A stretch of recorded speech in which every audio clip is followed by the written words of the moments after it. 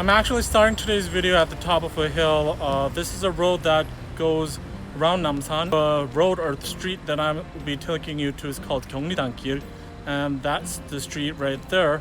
And this is actually top of the hill, so I'll be going downward.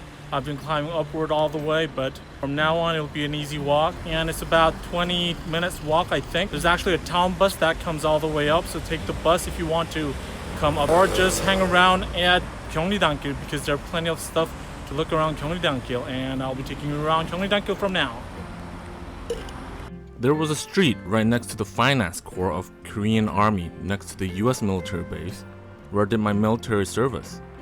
During my obligational military service, if the duty officer allowed us to go out for late night snacks, whomever in charge of ordering the late night snacks went to the street to buy some snacks. About 7 to 8 years ago, people started calling the street Gyeongnidankil. Gyeongnidan is the name of Korean Army's finance corps, and people started calling the area Gyeongnidankil because it was located right next to the finance corps.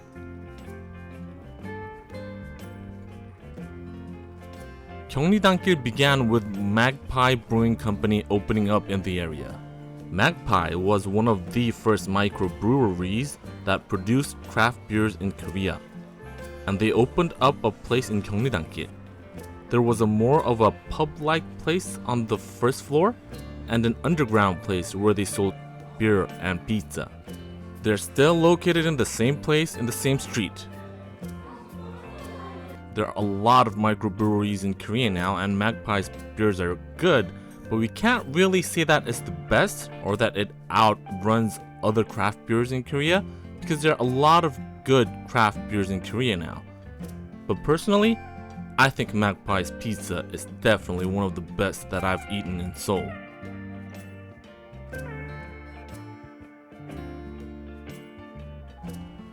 Magpie became famous almost instantly. With the success of Magpie Brewing Company, a lot of bars and pubs selling craft beers opened around the area, and it became a hot place for young Koreans to hang out in. The change happened in just 1 or 2 years. It was a place where you could get exotic foods, culture, while getting the Namsan Tower view at the same time at the rooftops. But that was 5 to 6 years ago. The area became too crowded, and there were a lot of complaints of locals, and the rent went way too high for small shops, pubs, or diners to handle. And the area emptied out about 2 to 3 years ago.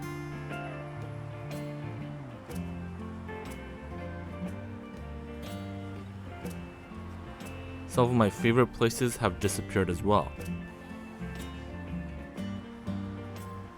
But personally, I like what's left in Gyeongnidankil more than what was here at its peak. You know, when it was the hottest place in Korea. The street is not filled with people anymore, so there are a lot more space for people to enjoy. And there's a good mixture of old and new places. It's one of the few areas in Seoul where you can eat Korean barbecue and or other Korean local foods and chill out and drink good beers after that. I would personally recommend going to Gyeongnidankil at a summer night because a lot of the stores are closed at daytime and the weather is not as hot as daytime, so you can eat Korean food, lay back, relax with a beer or two.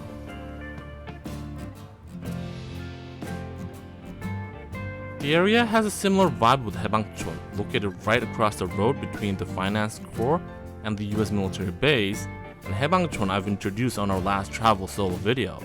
But Gyeongnidankil has more of a Korean market and local kind of vibe than Haebangchon.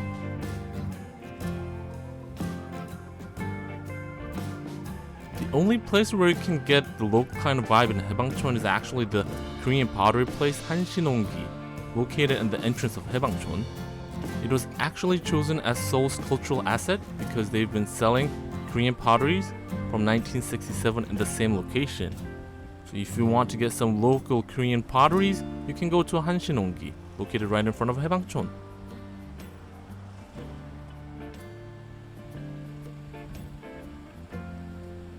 But in Gyeongnidankil, you can experience different countries' cultures along with the small Korean marketplace kind of vibe and good beers.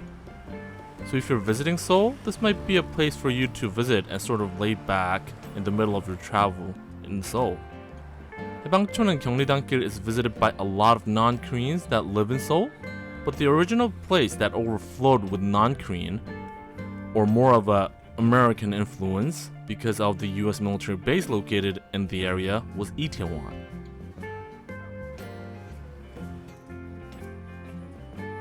I'll be taking you to Itaewon in our next video. So subscribe to our channel and like our videos, and stay on our channel for more information on Seoul and Korea or Koreans.